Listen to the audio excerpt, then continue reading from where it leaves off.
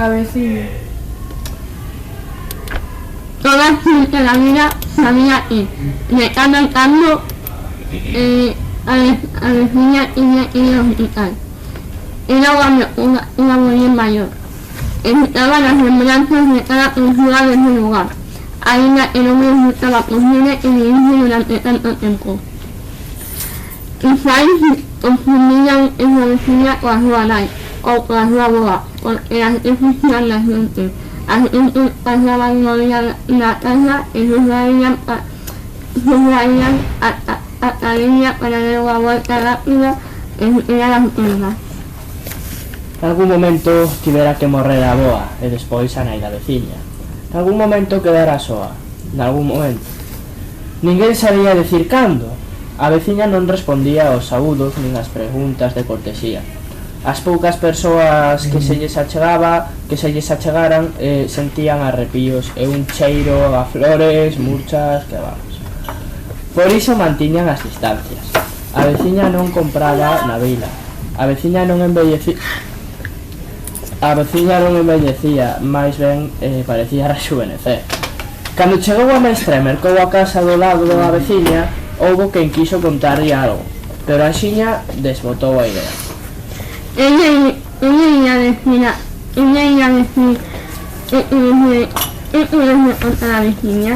Eran conocidas de la mirada a la vecina dura y penetrante como sus sueños que se decían o pensamientos.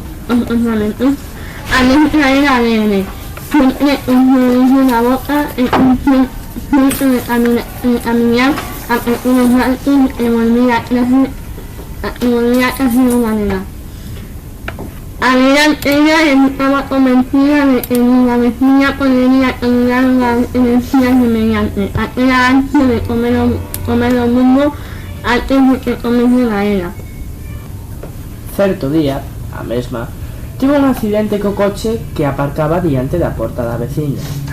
Saíu da estrada e bateu contra unha árbore.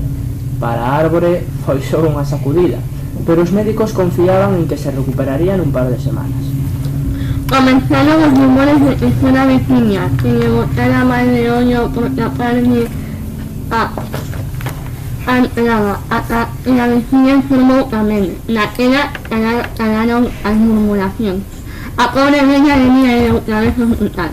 Aclarou la mente de la amiga da súa nai, o seu pai, os seus dous irmáns, o seu tío, as súas tías, e a vecina nin amizades nin familia tiña.